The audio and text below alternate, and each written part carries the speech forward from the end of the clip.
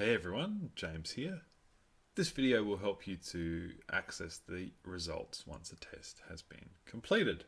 So make sure you log into Sometics, come down, and we would have added a group, we would have created a test, and we would have run the test. The students would have put in their answers, and now we want to find out what they've said. So let's go down to test results. Alright, let's go and find one of our tests. Now I've got all my different groups here, and so you can access them from this drop down menu. Let's say I want to access 45C. And it looks like the last test they did was in May. And we can come across here and have a look. So this is our group code. You can see that we started the test and we haven't completed it. This is because not all the students have participated. Maybe you had a couple away, maybe a couple couldn't get on the computer. For whatever reason, we haven't actually got results from all of the students. This doesn't matter, okay, because we can still access the results. You can still go ahead and you can get more results later, but for now, this is okay. So we can look at the test results. So we come across here and we click on the green button for show test results. So you can see from this class, there's 3 kids who haven't actually completed it. This doesn't skew the data too bad, okay? This still is a pretty good survey. You can see our 2 main areas, the social and work-related area. Let's have a look at the social. So click on the plus, which will drop it down. And immediately you can see people who've made a positive choice for each other. All these people have chosen each other, and these people have chosen a negative choice. This is the negative positive cases, okay, quite interesting and rare, but good to look at. And it gives you more information coming down here, okay. Not once chosen negatively and not once chosen positively, okay, really important. Sometics gives us some really good insight through a few different things. So we've got a socio matrix. Let's get that opening up. I'll open a new tab.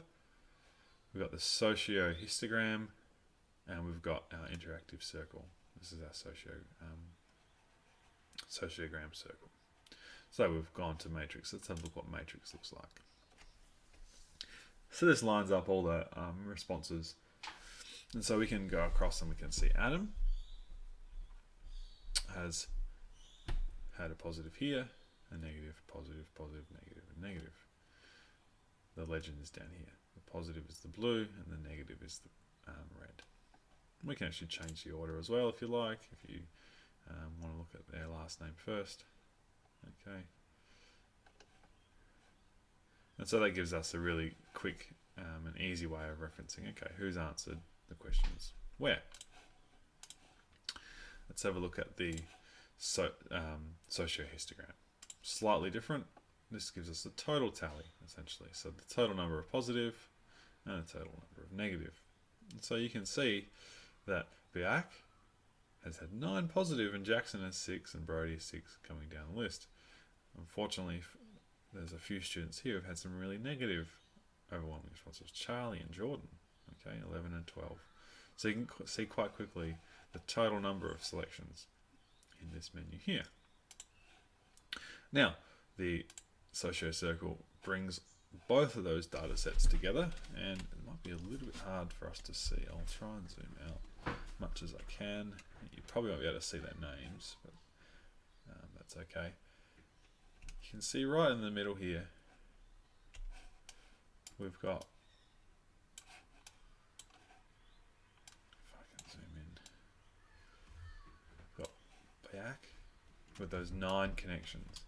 And you can see the different lines heading towards him. So you can see that Mali has actually selected him. And you can see Tamika has selected him as well. Now he's blue because he's a boy and pink because it's a girl. The solid lines are mutual selections. So Jackson has selected him and also been selected back. But Jackson has also selected Thomas, and Thomas has also selected him. So you can see that you can see the mutual relationships and you can see the connections. Now right on the outside of the circle, okay, is Braden. There might be many different reasons that he hasn't had anyone select him, but you can see that he has actually made some selections for himself. So this gives us lots of good insight into the classroom at a really quick glance. Okay, we can move these things around. Now, if you want to print these, there's a little menu at the top. I'm struggling to get it to get onto the screen. There we go. Up here, you can see that there's different ways of printing and downloading. Okay, because this is actually isn't an image; it's an interactive thing. So if you want to save this and print it off, best to do it through one of these options up here. Download, print A3, print A2. You can also hide the circles if that's a bit overwhelming for you. So there you have it. That's really the information that we get. Because we asked work-related questions as well, we can come down and do exactly the same thing for the work-related questions, which will give us different results again.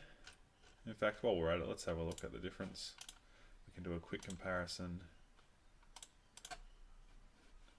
So this is our social positive, middle. Okay, and this is our work-related positive in the middle. So really quite different data sets. Okay, social and work-related. All right, they're really different as far as how people work together. All right, it's actually quite tightly knitted compared to the social one, which is quite spread out. I hope this has been helpful in looking at how you might access the test results. If you've got any questions, please feel free to ask.